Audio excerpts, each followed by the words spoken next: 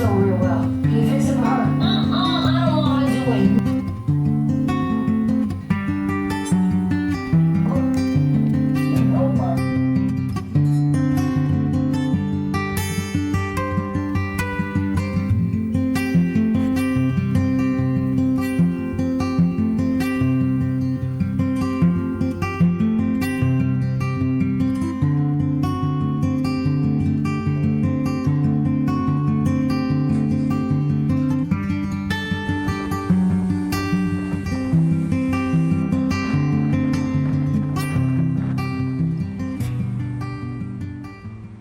Hello, I hope you're all doing really well. I am in Galway. I've been here for a couple days now, really enjoying the downtime that I have here. I've just been watching movies and editing, but I've been stuck in the house, so I feel like I need to like get out and I need a change of scenery. So I'm about to head out to a cafe in town to do some editing there.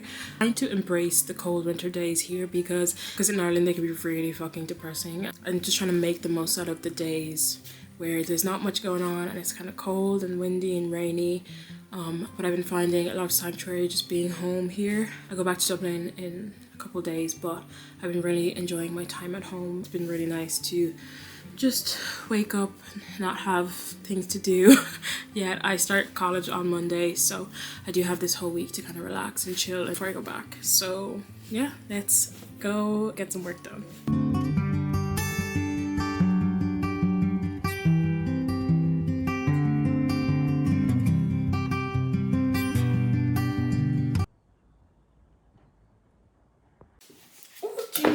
Hello everyone, welcome back to my channel. If you're new here, my name is Erica. It's very nice to meet you. I'm gonna get straight into it. I thought I would talk about embracing winter days when you live in a colder country. If you don't know, I'm from Ireland. Winters are very cold. Luckily, I did escape it for 2 weeks. I just got back from Nigeria with my family, but it is still freezing. Just to kind of preface, I'm currently in Galway, which is where my family home is, but I do live in Dublin. So I have my journal here. I thought I would just kind of share with you some of the things that I've been doing to settle into 2025, as well as battle with seasonal depression, because y'all, I'm sure a lot of you may be dealing with seasonal depression as well. I know it can affect a lot of people. I really do struggle with it. I do love colder months because I love reflecting. I love the downtime that it brings everyone and the rest that it feels like we're allowed to prioritize our mental health. And that's one of the things I really do love about the colder months. But because we're all inside and we're not seeing each other as much, it really can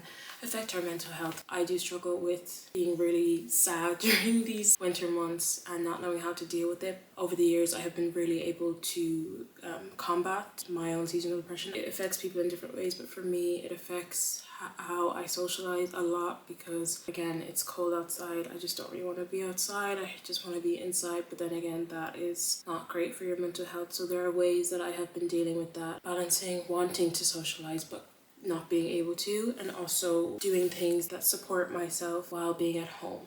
So we're just gonna get into it, how I have been settling into 2025. There are two things that I have been doing that really help me to settle into a new year. As I grow older, I feel like during this time of year, a lot of us can get way ahead of ourselves and feel like we need to be doing the most and planning our next thing or achieving all of our goals at the start of the year. I love setting goals. I'm a person that likes to envision my future and see, the opportunities that lie ahead of me. I'm so sorry about the birds. And setting goals is a great way for me to do that. Although I do love to set them and know that, I'm working towards something, I think there are other ways that we can help ourselves on the journey to achieving these goals. Some ways that I do this is prioritizing rest, especially during this time of year. It is so important that we rest and that we sleep and that we take the time to slow down and give ourselves the rejuvenation that we need, because it's been a lot and it's not fair on ourselves to rush ourselves, especially at this time of year when nature isn't even out of hibernation yet. So why should we? Ever since I got back from Nigeria, I have been sleeping so much and I'm not even ashamed about it. I start college next week, so I feel like I'll be really able to kind of get back into it and get stuck into it because I've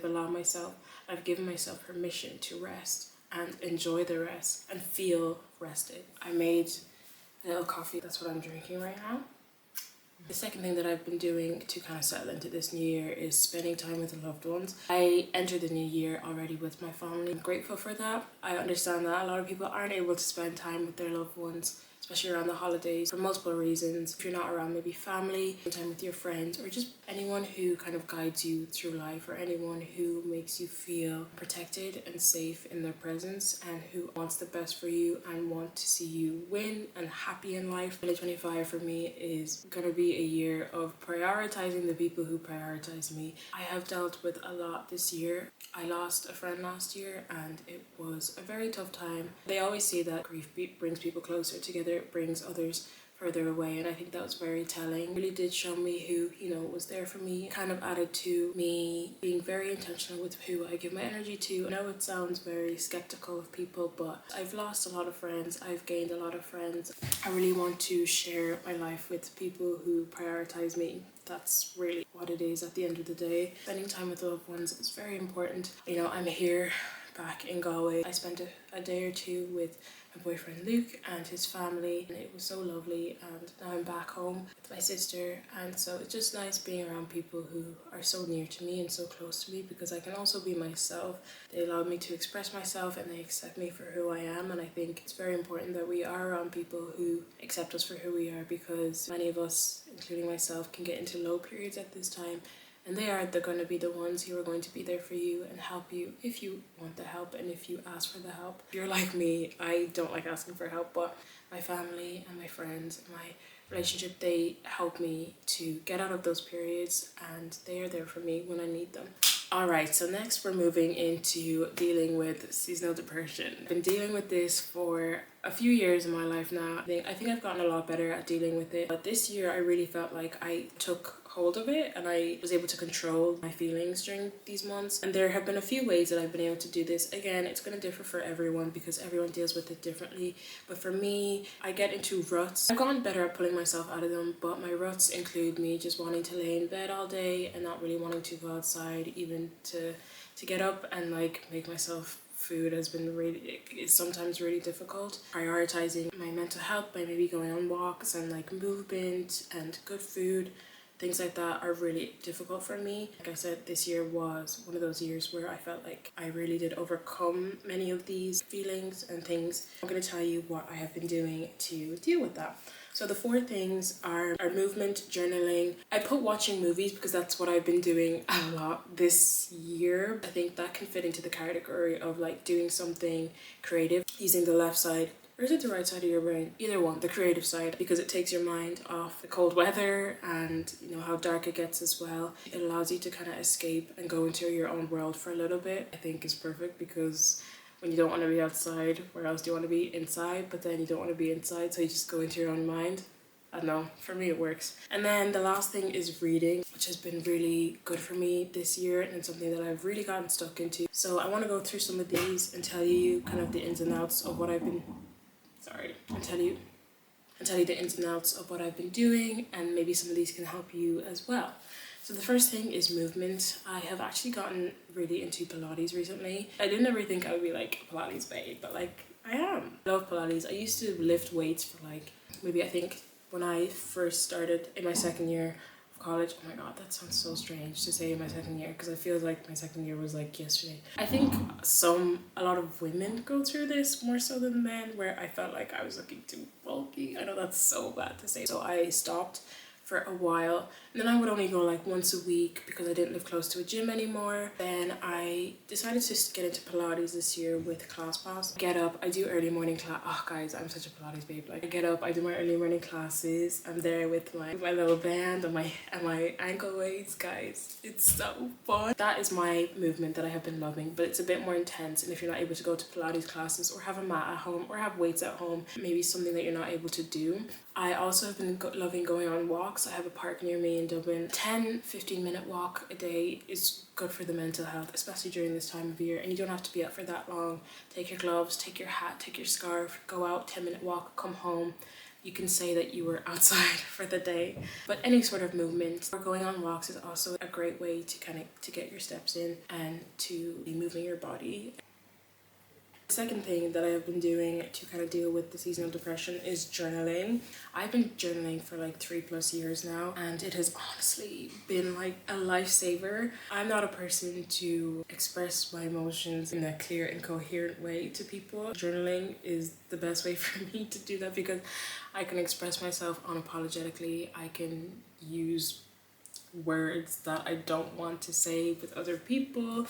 It's just a better way for me to express my emotions. There are two main things that I do to journal. I get asked this question a lot, like just from friends, because they know I journal, and I think some of them are trying to get into it. And I think the best way to start getting into journaling is just do mind dumps. I do that anytime I feel like I'm going through a rut. Mark the date down on the top of the page, and then I will just write whatever is in my mind. I know that can seem daunting, but if you just start, it's crazy what your mind and pen to paper can do. I write 3 to 4 pages sometimes, and I start off thinking, I have no idea what I'm feeling. I have no idea what I'm trying to even write or get down or what I'm feeling. And I'm just like, what do I even write? But then if you just start, it really just comes out of you. So that is a really great way to get to journaling. That's what I started doing and still do, and I found it's great for me. And the second thing that I do when I journal is I do monthly spreads. These are like questions that I ask myself to kind of plan and set goals for myself for the month. I set yearly goals, and the only way to achieve those yearly goals is if you do monthly goals and weekly goals and sometimes even daily goals. But I only go as far as monthly goals because I don't know, I don't want to stress myself out like that. I think monthly goals are a great way to check in with yourself firstly and see where you are in life, see what's not working, where you want to go, what you want your life to look like. It's just a great way to plan. These are the questions that I ask myself in my monthly journal plan. These are my new and refined questions that I'm asking myself for 2025. I have been using one from like Pinterest before, but I think it was time for me to kind of get my own. I think these ones are going to really help me. They're more tailored to what I want and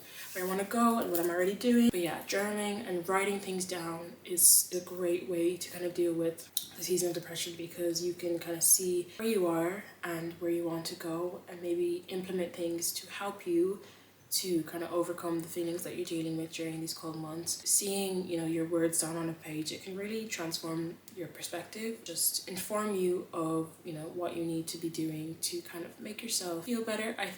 I don't like saying make yourself feel better, but kind of deal with the emotions that you're dealing with at the moment. The third thing that I have been doing to deal with seasonal depression is watching movies. And I put this under the doing something creative category because I feel like it ties into that because you're kind of, as you're watching a movie, you're not really, I know you're here in the room, but like you're somewhere else because you're seeing all these, you're seeing the colors and you're seeing the shots and you're seeing you're watching a movie. Like editing and like making videos is a constant thing for me. It's something I love to do. It's something I'm very passionate about. So that will always be an ongoing thing. I'm always going to be editing or making some video or have a video planned or have a video that I want to upload. I just love making YouTube videos. It has really been a great thing for me. So that's kind of an ongoing thing. That's my creative thing. But something else that I've been doing is watching movies, especially while I've been in Galway. In Dublin, I don't have a TV. I just have my laptop. And I don't like watching movies on a laptop or like my phone. It's just not, I just don't get the full experience. Watching movies has been so fun for me, guys. Also, I went to the cinema the other day by myself. I watched We Live in Time with Andrew Garfield and Florence Pugh. Guys, oh my God. I love Andrew Garfield. I thought he was the best Spider-Man. Arrest me. We Live in Time. I watched it in the cinema. Oh, I was crying. I was in tears. Like literally, I was tearing up in that cinema room. I was like, I'm not going to spoil anything, but it's about a couple. I love the way it's filmed as well. And they're just they're both like themselves in the movie, if that makes sense. They're both in their English accents. They're not playing American characters. They're in their English glory, and it's just, oh God. So much emotion in it as well, which is what made me cry. That movie was so good. I'm so glad I did that for myself. Another movie I watched the other day was The 6888. It was about the all-female and black battalion in World War II. And they had to deliver like, I think it was 17 million pieces of mail in 90 days.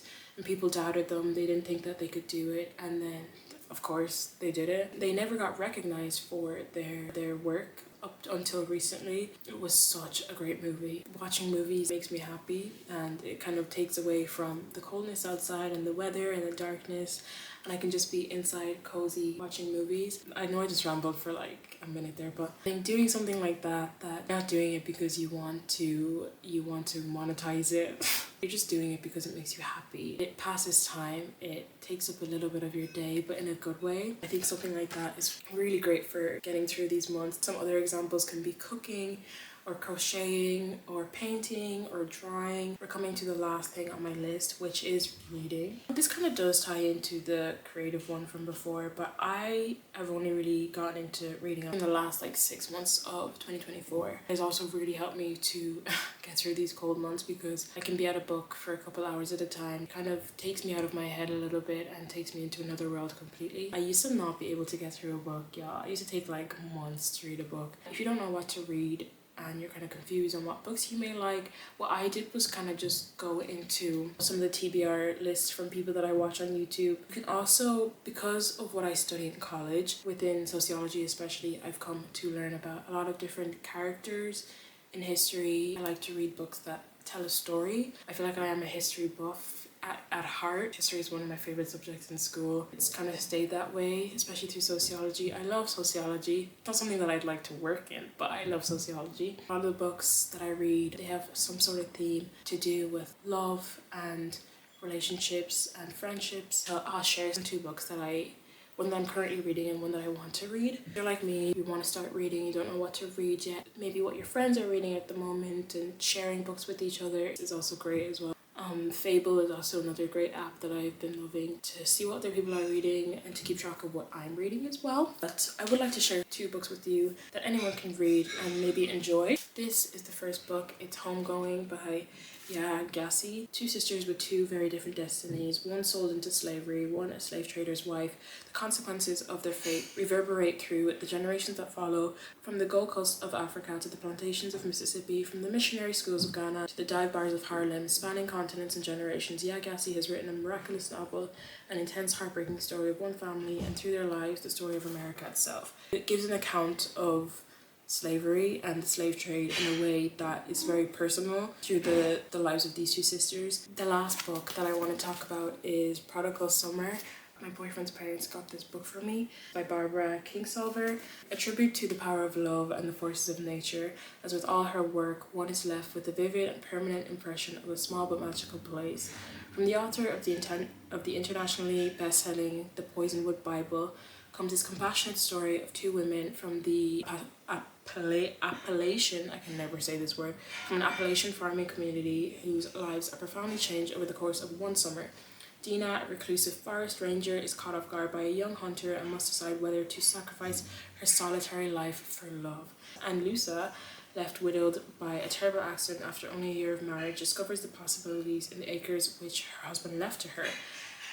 As their stories become intertwined, these characters find not only their connections to each other, but a sense of the beautiful yet fragile land which they share. It just sounds beautiful. Themes of love, relationships. It's my cup of tea, I'll tell you that much for sure. Those are all the things that I'm doing to deal with seasonal depression and to settle into 2025. I hope in hearing these things that something jumped out at you. Maybe you'd like to try implement some of these things into your life as well. They're quite simple in the fact that these things are just helping us to get through these cold winter months till we arrive at more sun and sunshine. I don't think there's anything wrong with winter. I'm a winter baby. I'm born in November. It is cold. It is dark. We still have to care for ourselves and our mental health as much as we can. But yeah, that's all for this video. I hope you enjoyed, and I will see you in my next video.